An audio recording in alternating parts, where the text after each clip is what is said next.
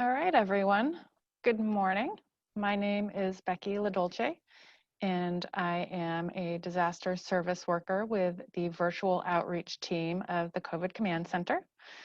I'm a principal analyst with the Adult Probation Department, where I develop departmental policy and oversee victim restitution outreach. I've had the pleasure of serving our community as a disaster service worker since May 22nd of this year. As many of you know, the virtual outreach team works with partner organizations and elected officials to design and produce high-quality engagement events to communicate important information about COVID-19 and city resources.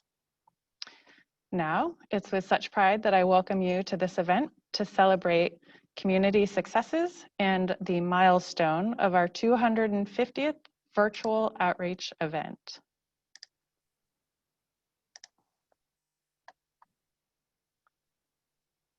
Great. And now for a few brief housekeeping items. Audio, video, and chat will be monitored and recorded today. By default, all participants will be muted and video is disabled. Video will be on for speakers only. To participate in the chat, please select the chat button at the bottom of your screen. And you can save lives and stop the spread of COVID-19 by getting tested for COVID-19. For more information about testing locations and eligibility, please visit sf.gov/gettestedsf, or you can also call 311.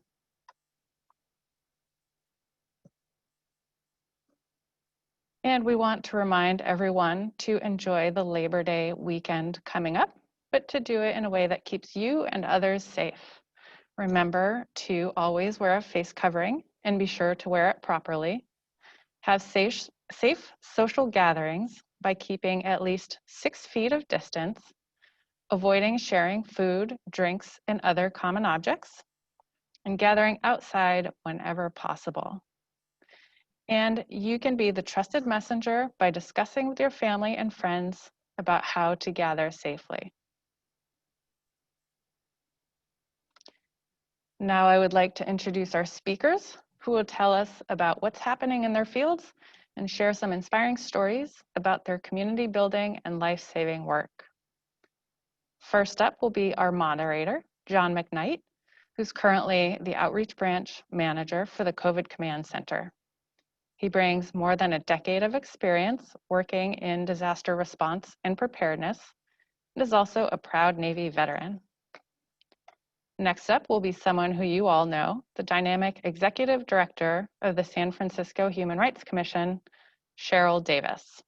Director Davis has been a champion for the marginalized and underserved for more than 20 years during her career as an educator, nonprofit administrator, legislative staffer, and city commissioner.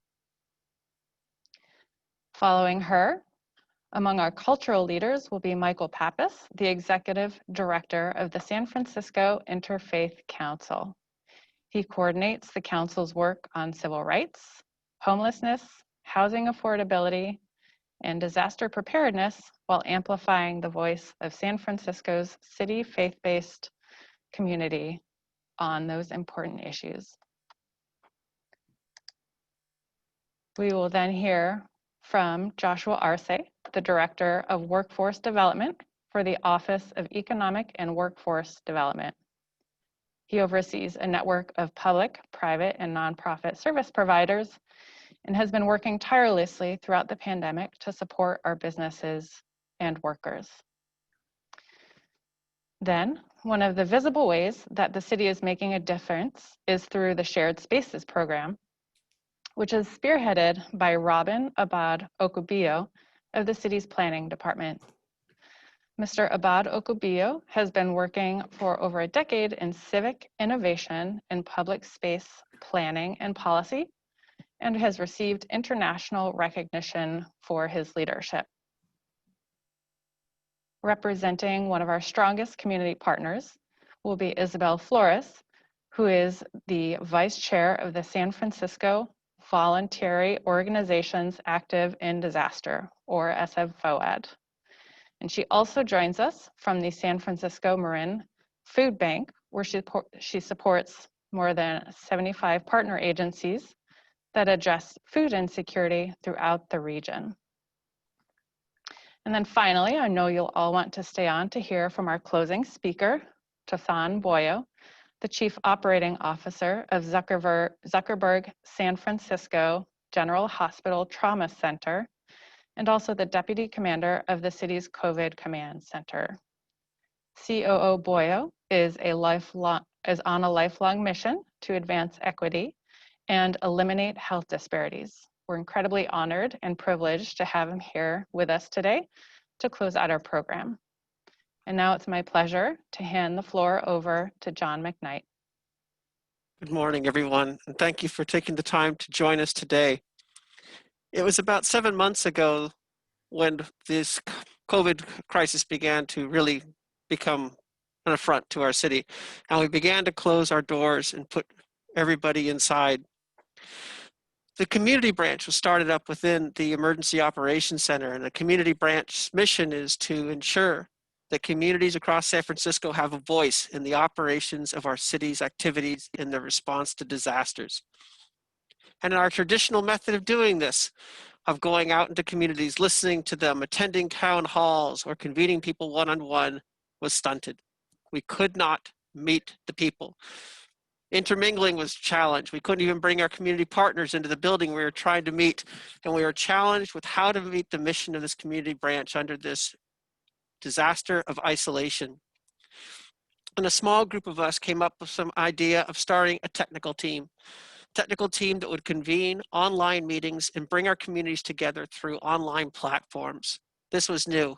No procedures existed, no protocols were in place, and I was very lucky to have been helped out by a number of key people. One sitting to the left of me here, Mr. Trey Allen from the Neighborhood Empowering Network, who is not being recognized here, but without him, I never could have launched this. And 3 of us started this event, and 3 of us turned into, over time, over 40 deployed disaster service workers who have built this platform up from the ground. These people come from a wide range of city agencies, from the city administrator, adult probation, the airport, Department of the Environment, the War Memorial, library, tax treasury, and rec and park. All of them have brought their talents to learning something new and to making these safe platforms and meetings available to everybody who wishes to participate in it. Of course, we're just a technical team.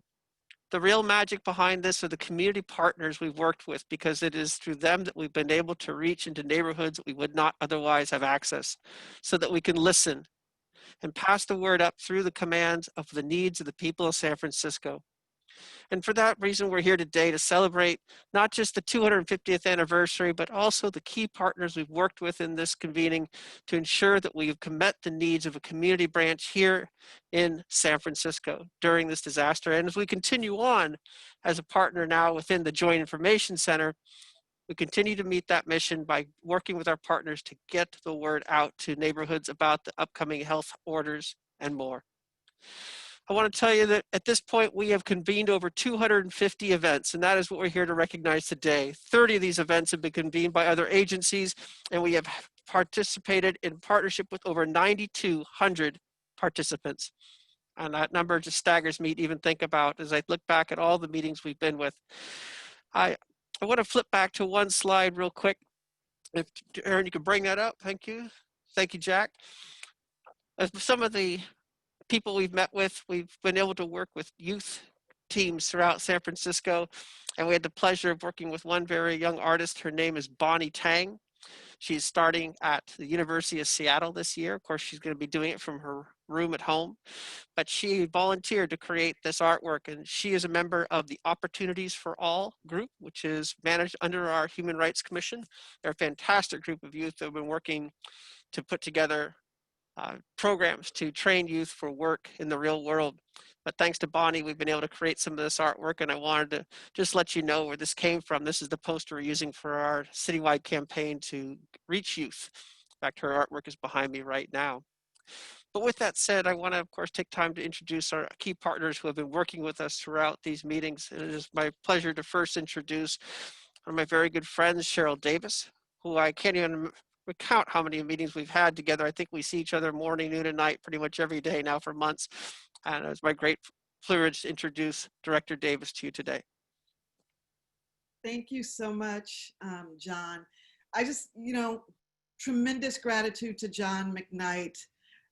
When, as he mentioned, shelter in place started, there was a huge conversation around like, how are we going to engage with community? And folks who know me know I love poetry, and I think about a poem by Langston Hughes called Mother to Son. And in that poem, this mother is telling her son about, all these unknowns and climbing upstairs where there's no carpet and the floor is bare and there are nails sticking up, and she doesn't know which way she's going from one moment to the next and being in the dark. And I just think about this journey that we've been on with John and the team that he's put together, that from day one, when I said, community needs to hear and we want to do this, and can we leverage this platform? And John said, absolutely. We didn't know what it was going to be. We didn't know where it was going to go. We didn't know how it was going to happen. But just like that mother in the poem by Langston Hughes, he said, keep believing, keep fighting, keep doing it. We're going to make it happen. And in this process, we have hosted, over 46 events with John and his team and made amazing relationships. But I think what really touches me is the ability to engage with folks. And so they talked about sharing stories, and off the top, I just have to say, Amelia Martinez Bankhead has been a stalwart in this, like, just for us to be able to do this work. She works for the Human Rights Commission. She is probably with John and the JIC more than folks who are deployed to that. She is on a Zoom every week. We've done a Spanish language Zoom. We are doing the African-American faith-based. We're doing LGBTQ+. But that Amelia's commitment and passion knows no boundaries. Whenever someone says we need to do this, she says we're going to figure it out and we're going to do it. I also think about Ashley Murray, who I see on the call, who was deployed to us initially, and we wanted to do work with the African-American faith-based. And I remember after one of the calls, Ashley came back and said, that was the most inspirational, motivational place to be in partnership with community, but to hear people say, first and foremost, they felt heard, but that second, they felt responded to. And that is really what we've been able to do. Like, there's so many challenges that have happened as a part of this work, but so many people were experiencing injustice before the work. And this has allowed us to really hone in on some of those inequities that were exacerbated by the pandemic, and that we have been able to use this as an opportunity for folks to not only feel seen, to feel heard, but to feel responded to. That commitment to say this isn't just where people come and talk at you, but people come and talk with you, and we are focused on how we change what is happening in community. In that regard, I want to thank again the folks that work with the young people, that let them come in and share their images, their conversations. We learned so much, right, John, on that first call with some of the young people where they were talking to us about social media and the strategies and the ways to engage, and giving us terminology, some that was new for folks in terms of GroupMe or WhatsApp and all these other things, TikTok, and suggesting to us the ways to actually make an impact. But what I appreciate the most is that they were valued as equal partners.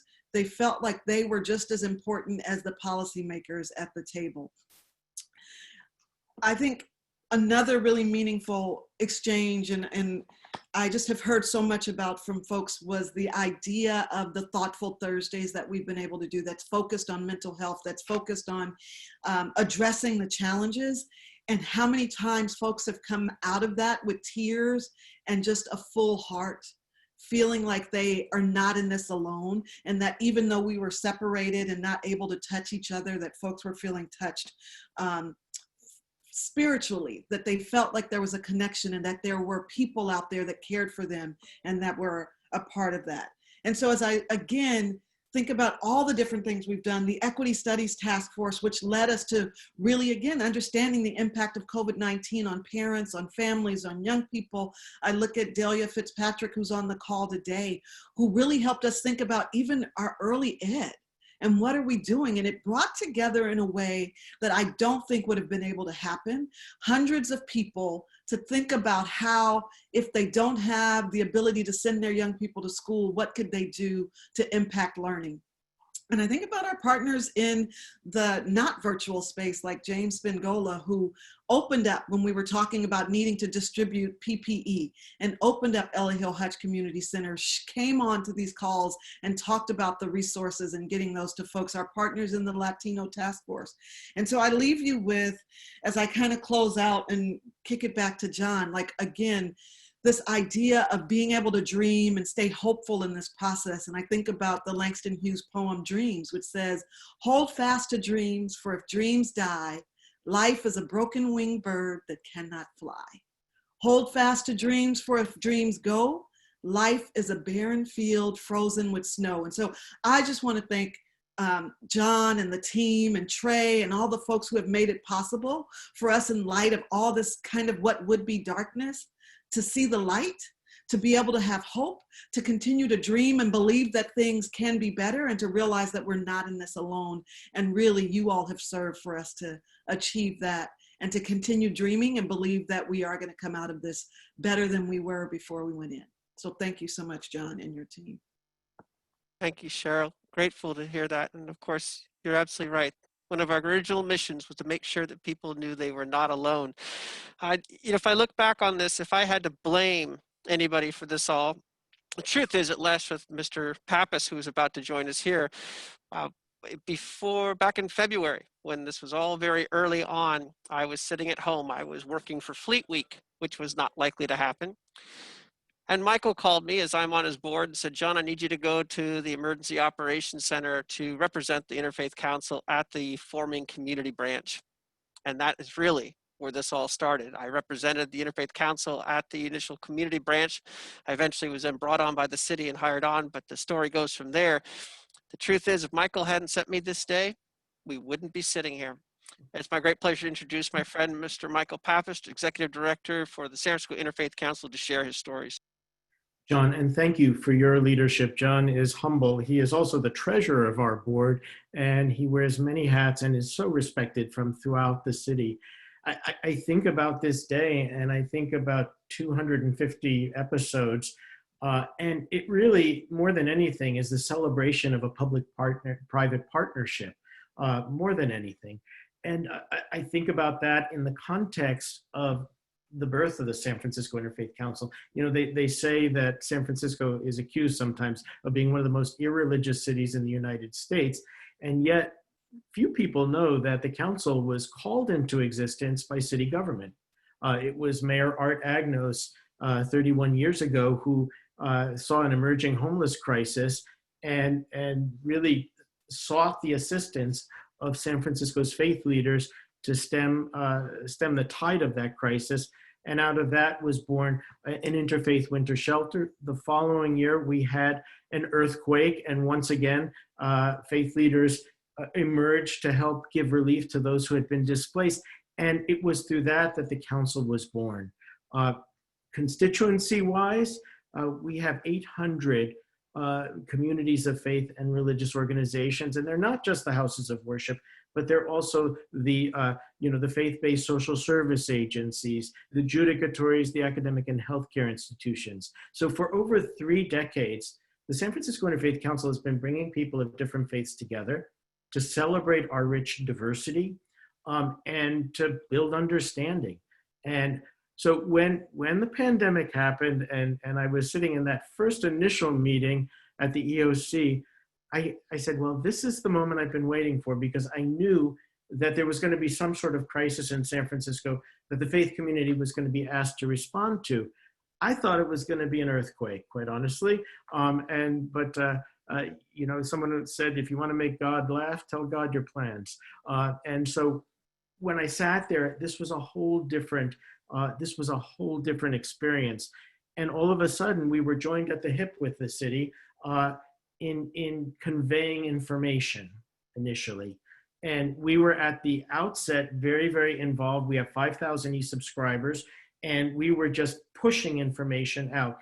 official communications, aggressive recommendations, health orders, and then gaining clarity on all of that. And following that, we were harvesting best practices that congregations were putting in place and sharing that with one another. And then came this unique relationship with the community branch, which has changed and morphed into the COVID Command Center. And since early April, we have produced together with the Joint Information Center Virtual Outreach Team 24 online briefings for faith leaders. We've almost 1,400 attendees, and this I think accounts for about 10% of your programming. But in addition to that, for those who don't get up at the early hour of the morning, we've been sending the information out to our 5,000 e-subscribers. So over 100,000 people have been reached in this public-private partnership that we have been working together on. These weekly online briefings for faith leaders touch every sector known to that are impacted by the COVID-19. We've talked about everything from food insecurity to conducting Zoom calls with confidence.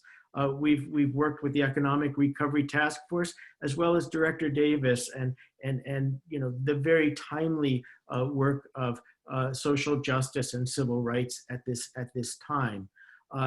We feel very, very privileged to be in collaboration with the city on this project, and we're making a great commitment to it.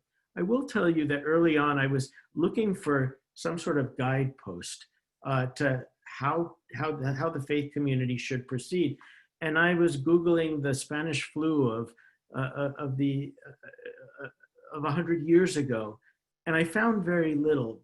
But the one tribute I want to make to John and to the folk over at the COVID Command Center is that you are giving the next generation and whoever comes next really elements of what a success story is and how to do outreach and to how to help people to cope. Our faith community basically is cultivating community in the midst of isolation. And we will be navigating people back into connectivity at some point. But everything that we have done together has enabled our communities of faith to pivot very quickly to online services and virtual virtual ministry. I was asked to tell a story.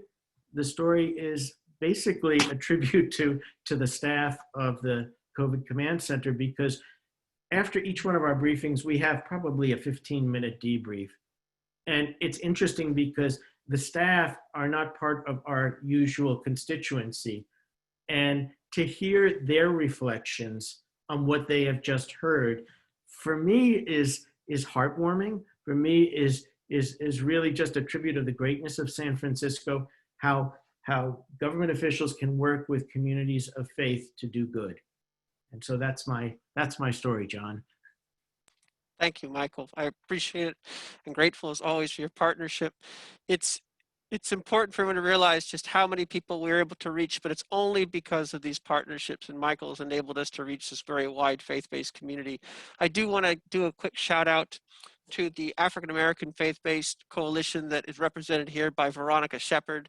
I know that she's on this call, and I want to recognize the tremendous work they've done to reach parishes of the churches in communities through the Western Addition, Bayview, Hunters Point, and we are grateful for their partnership as well.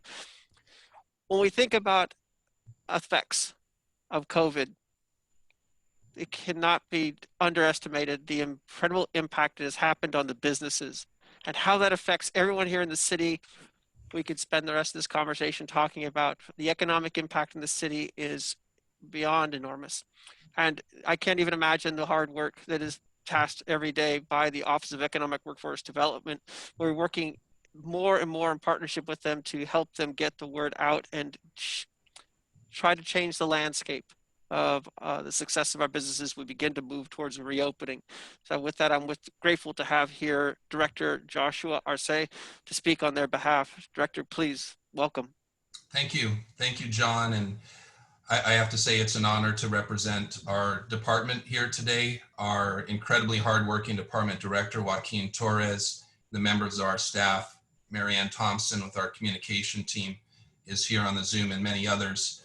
I just want to join in the celebration of the work of the COVID Command Center, John McKnight and Trey Allen. I can speak not just for our division of the department workforce, but the number of events that Joaquin is leading us into with departments through this mechanism is so incredible. I have to say it's probably a large number. The 250 are there, whether it's small business openings with our small business team, invest in neighborhoods, or workforce.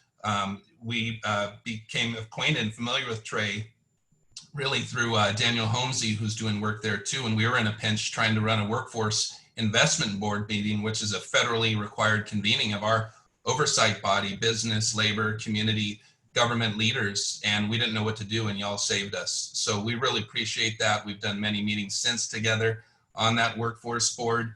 I want to tell a couple stories, I think, that are emblematic of the work together and those hardworking essential workers. But first of all, like Director Davis, I too like poetry. I like sonnets, and I'm going to sing a sonnet, just not today. All kidding aside, the fact is it's been essential to reach those resources, the workers and the businesses who are really feeling the pains of the very essential public health safeguards that Mayor Breed so boldly put into place so early.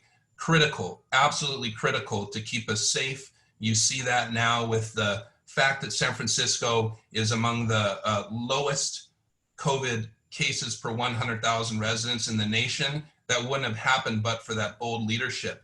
And the work now to survive and to make it through these economic consequences to workers and businesses is really how we're going to emerge even stronger, as the mayor said when she kicked off the Economic Recovery Task Force. So those resources are available through those webinars that we do together. But my story, my shout out is around how that work is communicated back through the front lines of our office, at the Office of Economic and Workforce Development, in partnership with the Human Services Agency, because your tool allows us to then promote through our social media, our comms teams, to get the word out. The most effective thing that we found to get the word out and connect to those workers and businesses, not just with our programs and all the different resources available at www.oewd.org, are the fact that we have a workforce hotline that refers individuals to this 250th webinar and all these other resources. Those men and women joined together in the aftermath of the immediate shelter in place. When our offices decamped, we had just enough time. I ran over to Metro PCS and got a burner phone, and we forwarded one of our phone numbers at our office to that phone. And that was our lifeline to connect with those workers and in time those businesses, to the tune that I'm gonna try something here that may have never been done before, an emerging of technologies, because the individuals that I wanna thank, that I wanna highlight, are those OEWD and Human Services Agency staff who've taken on this assignment to answer these phone calls, to answer from workers, from businesses, 8,050 phone calls over the past several months. I'm gonna go ahead and log into the hotline chat where those men and women are working right now answering those phone calls. I'm in the chat in Microsoft Teams. Y'all have your cameras on? Everybody's cameras on? All right, I'm going to share my screen and ask that we give a big thanks and gratitude to the men and women coordinated by Chad Houston out of our office with Human Services Agency, Economic and Workforce Department staff. I'm sharing Microsoft Teams in the Zoom chat. Did that work? Can you see everybody? Yes, it did. Big round of applause for everything that you've done today. Chad Houston, Roxana Morales, Chris Reyes, Guy Soto, Bart Ellison, running amazing work and coordinating with us, our partner at HSA and his work, Ken Nim, our City Bill Director, Mark Hoganes, the fearless, relentless Tammy Bryant in there. And we've got Jeanette Lasso, thank you, others, Roxy Hardiman and so many, Larry Chu, Gil Deanda, you've answered, what's the number, Chad? 8,050 calls. And that's a lot of calls. And there's no end in sight, because we know that there is an end in sight. But for these individuals, they're not looking to the end, they're looking to today. And we know we're going to get there even stronger. We know we're going to get those resources, pointing to the resources thanks to the COVID Command Center. But the work is being done by these men and women on the ground. Thank you so much for everything you do, everyone on the San Francisco Workforce Hotline.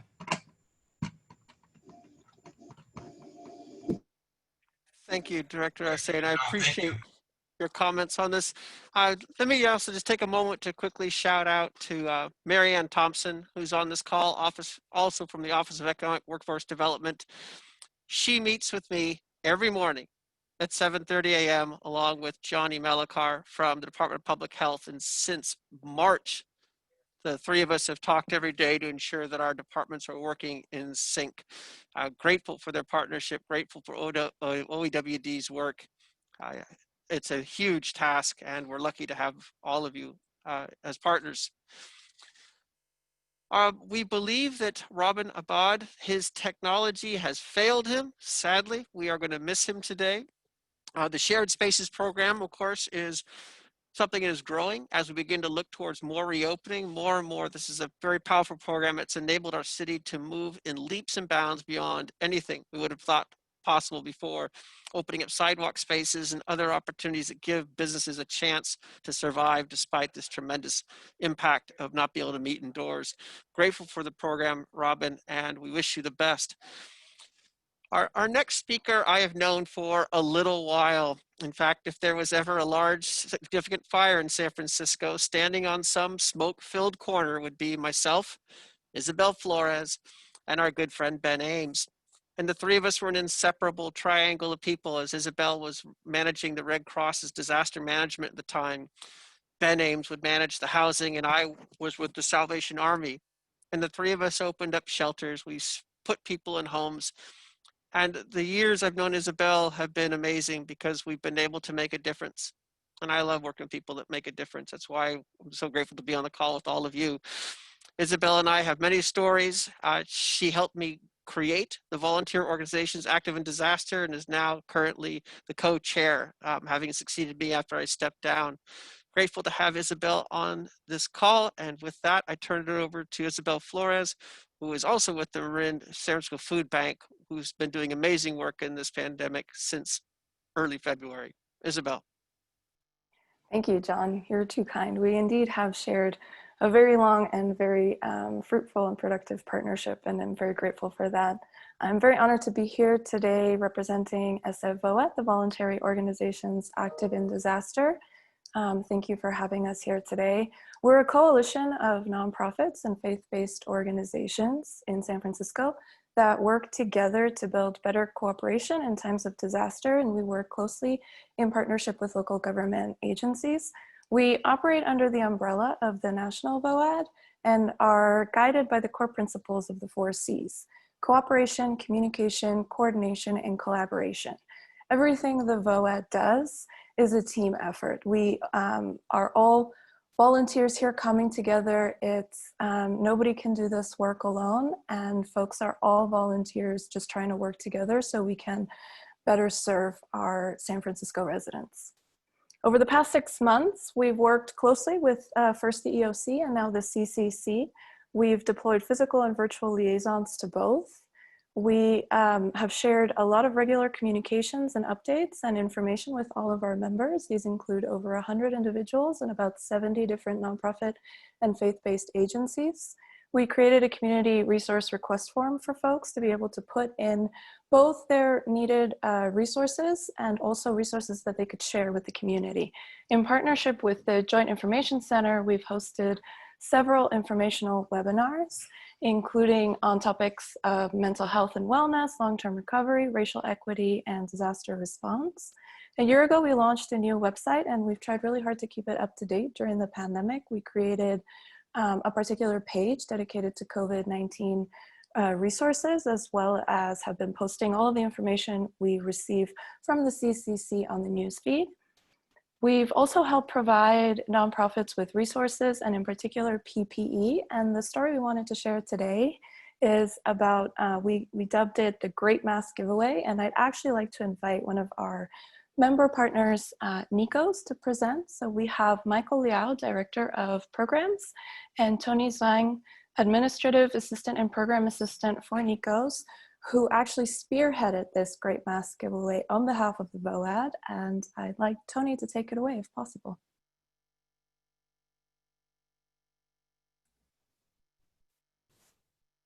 Hello everyone, this is Tony from Nikos Chinese Health Coalition. Could I have permission to share screen? Just a second.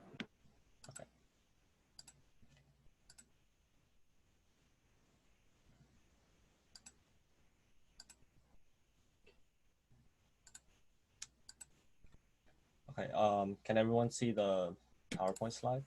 Yes, we can. Thank you. Okay.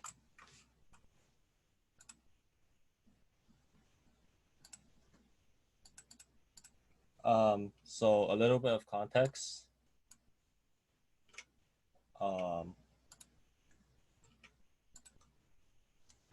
Through SFO, we at Nikos were able to receive a large donation of cotton masks from FEMA, and we volunteered as coordinators to get these masks to the hands of nonprofit organizations. So what is Nikos? Nikos is an acronym for Northeast Medical Service, IPA, Chinese Hospital, Unlock Lifeways, and Self-Help for the Elderly. We were founded in 1985, located in SF, and are a public-private community partnership of 30+ groups.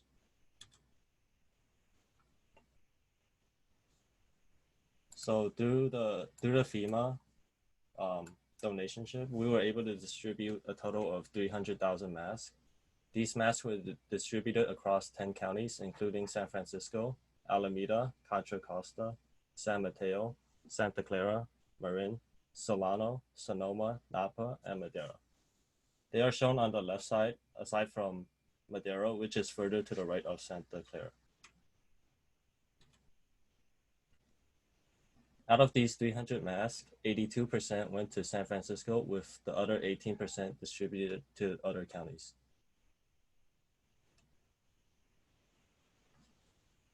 In total, 173 nonprofit organizations throughout the Bay Area received the mask. 13 of these organizations were distributors who volunteered to store the mask and allow other orgs to pick up the mask from their site. Over 15 volunteers from different organizations went to UCSF to ensure that the organizations received the mask. Most organizations that received the mask are from San Francisco, but we were also able to get these 26% of these masks to organizations outside of SF.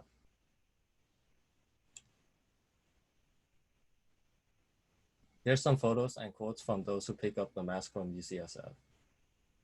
James Tomlinson said, "Y'all's teams was amazing. We got through the SF traffic from Marin like a breeze and arrived early. We were willing to wait, but everyone said, come on in. They loaded our truck so fast and with so much laughter and kind words. We were yelling back our thank yous and hugs." Here's another quote from Johanna. "It was a wonderful opportunity, and we are very appreciative to all of the volunteers who made this process go so smooth. The coordination was excellent." From Heather Haggett, "Hello, I just received the delivery of masks. We are so very thankful." And finally, from Leandro, who leaded the volunteers at UCSF. "That was fun. Thank you all for doing amazing things for the community. We will get through this together. Thank you, volunteers and coordinators, for working extremely hard."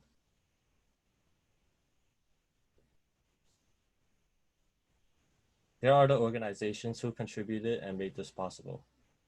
Thank you to FEMA for donating the mask, UCSF for storing the mask, and everyone that helped to distribute the mask. And this concludes my presentation. Thank you.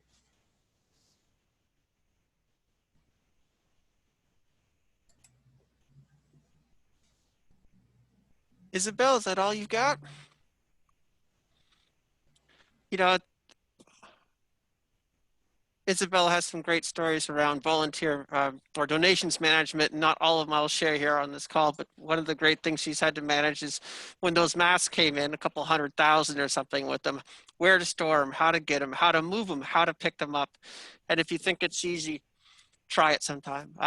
They've done some amazing work with the VOAD in managing items that were really important to the community. And this small team of really 3 to 4 people with no resources other than their normal and managing day jobs involved with the feeding of people during a pandemic. And they still managed to pull this off. A huge shout out to Isabel Flores and the people that are managing our VOAD here. Grateful for all your work. Isabel, is there anything you'd want to add before we move on? Just to thank you, but also I just want to, as I said before, it's a huge team effort. And while there are a few of us leading the executive committee of the SF VOAD, we can't do it without the rest of the committee and the rest of the members, such as NICOS and UCSF, who stepped up to really help facilitate things like this great mask giveaway. We've done non-sterile gowns as well, and a few other items. So it's a huge team effort, and it's wonderful to see the community and the nonprofits and faith-based organizations all come out to support each other and work together to better meet, the rest of our community members together. Thank you, Isabel. In those early days when we stood up the community branch, Isabel was one of the people sitting at the table with me as we were beginning to conceive of what to do. Though as the needs of feeding around San Francisco just went through the roof, her and her co-chair, Meredith Terrell, who is with Meals on Wheels, they have been unbelievably busy. And the fact they can pull all this off is just, was a testament to their character. So big gratitude to Isabel and all the people there from the VOAD. Our next speaker, Tosan Boyo, is the Chief Operating Officer of Zuckerberg Medical Center, a job I can't even begin to wrap my brains around. One of the most amazing facilities we have here in San Francisco. And of course, the work here in this pandemic is beyond my scope to even conceive of what it must be to work in a place that is receiving truly the front end of this pandemic. Grateful to have you here, Tosan. I would love to hear your comments and appreciate you taking the time to be with us today. Tosan, the floor is yours. Hi, thank you so much for having me. It's been the privilege of my career to be serving the city and county of San Francisco during this trying time, and I'm very grateful for having me at this event. So in my regular life, I am the Chief Operating Officer of San Francisco General Hospital, and in February, I was asked to step beyond my role to come to, at this point in time, was the Department Operations Center, representing DPH in a command center. And I've been here for 6 months. I thought it was going to be a 2-week assignment, and it's been 6 months, and I am tremendously grateful for it. A key thing I'll talk about is in the past 6 months, it's been inspiring to me working with so many different parts of the city, a lot of areas that I had very little insight to, and just really understanding what it looks like when the power of the city and county of San Francisco is being harnessed to fight this disease. I remember what it was like when the cruise ship first arrived. You guys remember that? It seemed like a lifetime ago. No one knew what to do. Information was all over the place. And yet the city and county of San Francisco rallied. We addressed the issue. I remember what it was like when PPE was in very short supply. A lot of our relationships with different vendors were falling through the cracks. It was just challenging to secure all the PPE we needed. And yet again, the city and county of San Francisco rallied, and we came through. PPE was addressed for the city. I remember what it was like when the first surge started happening, and my family is in the East Coast. I was born and raised in Nigeria, but my family is in New York and New Jersey. And seeing what my brother and my mother were going through in the East Coast was terrifying. And also realizing that that could be San Francisco, and doing everything we could between the Human Services Agency, the Department of Emergency Management, the librarians that showed up, the Park and Recs Department, Department of Public Health. Again, the city and county of San Francisco rallied and were able to defeat the first surge. Again, and not thinking about when the second surge arrived very recently, and we had to slow down how we're reopening society, and there was a lot of concern that we would be on a precipice again. and the city and county of San Francisco rallied, and we defeated the second surge. So it's been humbling. I am extraordinarily proud of the team that we have here. I do not take for granted the privilege it is to lead the different agencies in this department, ranging from support services with MTA to human services to DPH. A key theme that has come to my attention over and over and over again is we have truly talented people that place the community, that place patients, that place clients above all else. And there is no place in the United States of America I would rather have served on the front lines of this pandemic with. So I just wanted to share a couple of numbers to let you know how successful we've been. I know that there are a lot of challenges ahead of us. I know that the past 6 months have been very traumatic for everyone, but I want to let you know the impact we've been having.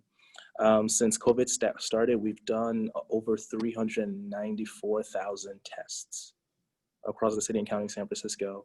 And as of today, we are doing 4.4 tests per 1,000 people, which is the largest testing in any city, county, or state in the union. That is how effective San Francisco is being. San Francisco, compared to any other densely populated city in the United States of America, also has the lowest death rates. Again, the amount of work that is taking place across the departments right now is extraordinarily powerful. Since the pandemic hit, we have put over 2,000 people through isolation and quarantine. We've stood up over 33 different sites, testing sites across the city. And our disaster service workers, ranging from first responders to people in planning, to health workers, to porters and janitors, to engineers, we will not be where we are today without all these folks, right, who have been a part of this work, and I'm tremendously grateful. And when we think about where we were before with how much PPE we didn't have, 100% of every single COVID PPE that we would need, we have over 90 days supply for across the city and county of San Francisco.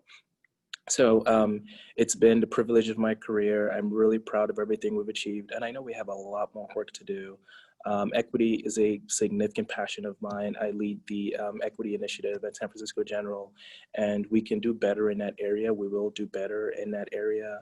And considering the patterns that we've seen thus far, I do believe that we will come even stronger on the other side.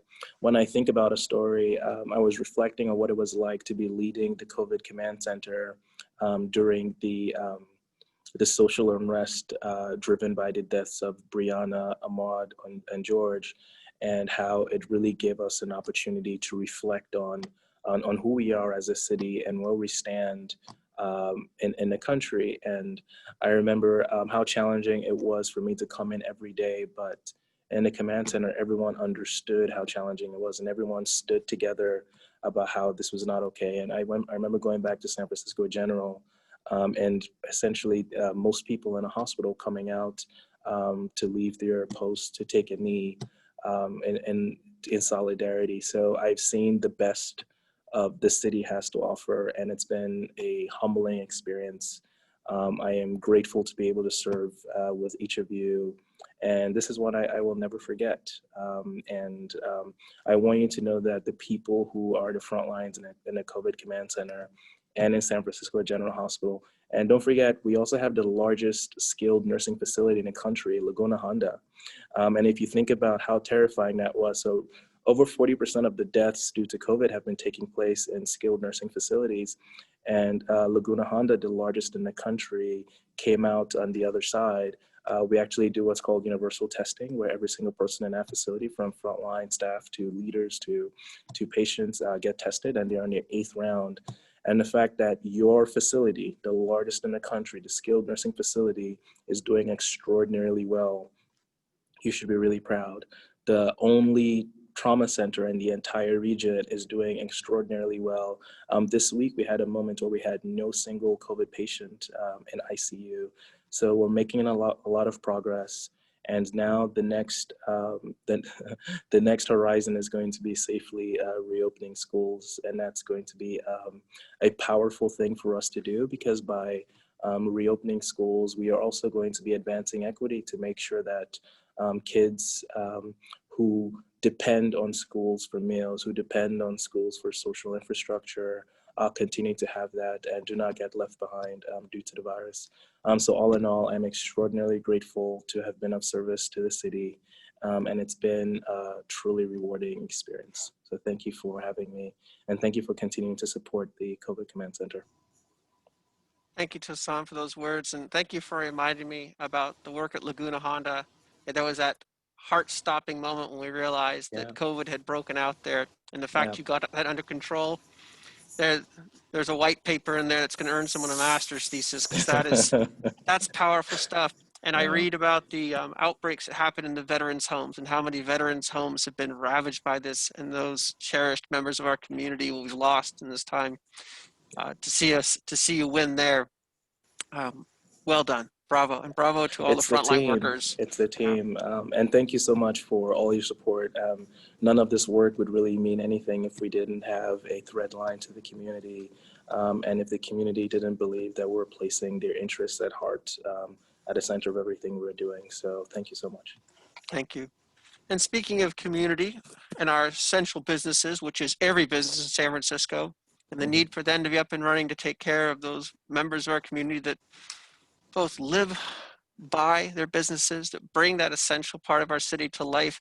Our businesses are the core of some of our greatest culture, and the creative thinking around how to keep those businesses active right now is the heart of what the Shared Spaces is all about.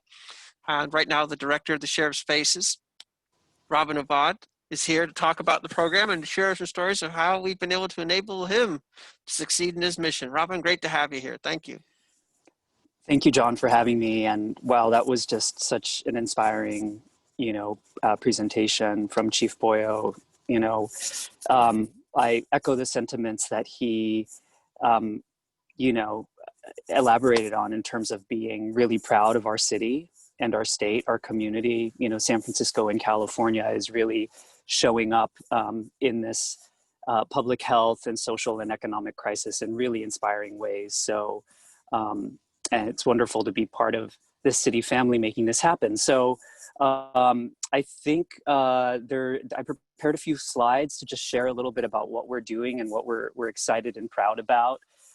So talking about Shared Spaces Heroes, second slide 2, please.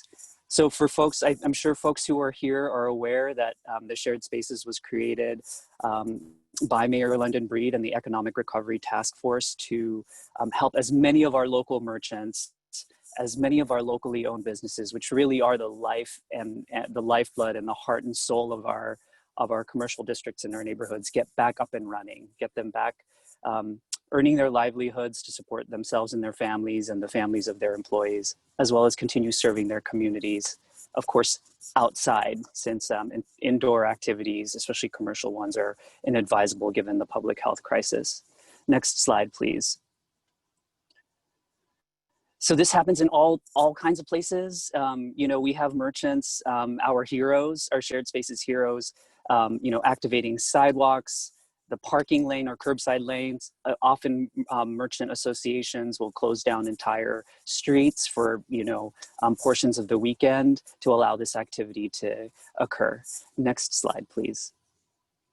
So this is everything from a temporary white zone and yellow zone curbs for contactless pickup and drop off of things like groceries and medications, other essential goods. Of course, retail, physically distance queuing or waiting in line to enter essential services and those kinds of establishments. I think probably most noticeably outdoor dining, and then now personal services such as barbers and estheticians. Next slide, please. So huge shout out, because this is about heroes, both in the public sector as well as the private sector, to our crew at Digital Services here in San Francisco, headed up by Carrie Bishop, her team, Becca Otto, as well as Brian Lee, who've put together this really easy to navigate front-end application portal for everyone. And so folks who are interested, please check out sf.gov/shared spaces to see, to get all those resources for how to apply. Next slide, please. So we've got shared spaces heroes all over San Francisco, in every neighborhood, you know, with every sort of demographic and community background. The program has been really widely embraced, and merchants groups and small businesses are really showing their leadership and their resilience in this time, also through accessing this program in order to continue serving their neighborhoods. So here's a quick map of snapshot of where things are currently happening in San Francisco in terms of shared spaces. Next slide, please. If folks are interested, you can go to a public tracker at sf.gov/shared-spaces-tracker to see where this is all happening. You can actually zoom into this interactive map, click on all of those dots, and get a sense of who's actually sponsoring these shared spaces and going the extra mile in order to continue providing services and retail to their communities. Next slide, please. All right, so let's get into some heroes. There's so much leadership being exhibited across the, the private and nonprofit sectors, and we really want to call out a few of them. One is the Chinatown Merchants Association, who's closed Grant Street for 3 blocks in Chinatown for Chinatown merchants and restaurant operators, retailers, produce markets to be able to continue operating safely outdoors. So please check out the Grant Street closure at the Chinatown on Saturdays and Sundays from 8 a.m. to 9 p.m. sponsored by or organized by the nonprofit Livable City. Next slide, please. So we've got big projects, and then we've got little intimate spaces too. So just a shout out to Underdog's Taco Shop on Irving between 19th and 20th. This is their kind of really no frills, but quite cozy shared space. It's a dining area outside the taco shop. Notably, the folks at Underdogs and their neighbors have been leading a community effort along with Supervisor Marr's office to actually close more of Irving Street all of Irving Street between 19th and 20th to allow for a larger group operated shared space for all of the merchants in the vicinity. So shout out to Underdogs. Next slide, please. Another kind of very simple, no frills shared space, but one that has a lot of characters, Panchita's Pupuseria in the Mission District. So this is a wonderful example of how, all types of businesses, whether you're, a new restaurant or a neighborhood institution like Panchita's, which is, run by an immigrant family and has been here for decades, can bring your services out into the public realm. Next slide, please. Also want to call out another neighborhood group, the Valencia Corridor Merchants Association, headed up by Jonah Bufa and Commissioner of Small Business, Manny Cutiel, amongst others. Valencia is closed between 16th and 17th and 18th and 19th, Thursday through Sunday from 5 to 10 p.m. And this is one of the first big road closure projects for shared spaces out the gate. And the Valencia Corridor Merchants Association was really kind of a guinea pig. They were a real partner in trying to help figure out how we could make a larger group operated shared space like this possible. So they helped the city figure out a lot of the key kind of methods and also identify issues for the city to streamline so that future shared spaces applicants would have an easier time of it. So big shout out to the Valencia Corridor Merchants Association for their leadership, not only in the Mission, Castro, but citywide. Another really wonderful example is Wild Hawk on 19th Street, another smaller establishment. Next slide, please. As well as Teeth on Mission Street. So, we're seeing a lot of our, a lot of cultural districts, a lot of opportunity neighborhoods really come forward with this as well. So, not pictured here. And I want to apologize in advance to April Spears out in the Bayview for not picturing you all. I couldn't get a good picture because my internet connectivity has been so patchy. Hey, Robin, I'm deeply sorry, my friend. We're down to about a minute left. So okay. in fact, we're out of time. So shoot me your next slide, and but these are great examples of where we're Yeah. succeeding. Okay, it's the second to last slide, please. Just want to call out the city staff team.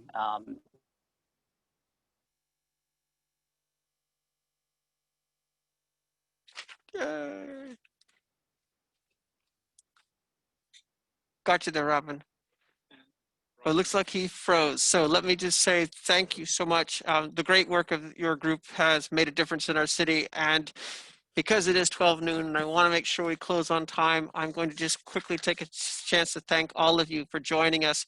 I want to thank our speakers, Director Michael Pappas, Director Sheryl Davis, Director Joshua Arce. Robin, thank you so much for being here. Isabel Flores, my ever lively partner out on the streets, and of course, Tosan Boyo, Chief Operating Officer from Zuckerberg. It is through these partnerships we're able to make a difference in the city. Please, if there are other agencies or groups you can imagine us working with, send us an email. If you need our help to convene groups to talk about the effects of COVID or how we can better your community, let us know. And let me just throw up our last slide. We are slowly seeing the reopening again. We saw this back in June and it all went back in the bottle because of our numbers going up. Our numbers are in beautiful shape. The county has come off the watch list. As we step into the Labor Day weekend, I want everyone to please remember that we're treading on thin ice. Please, please practice safe COVID behavior through this weekend. We ask you to be careful. Share space with as few people as possible. Wear a mask. Give yourself 6-foot distance and be aware that it's our mission to keep our numbers low throughout the city so that we continue in this progress towards reopening for our businesses, for our frontline workers, for ourselves, and for our community. Please take care this weekend. I thank you all for being here. Grateful for everyone taking the time. Have a wonderful Labor Day weekend, and we look forward to seeing you all on our next convening. Have a wonderful day.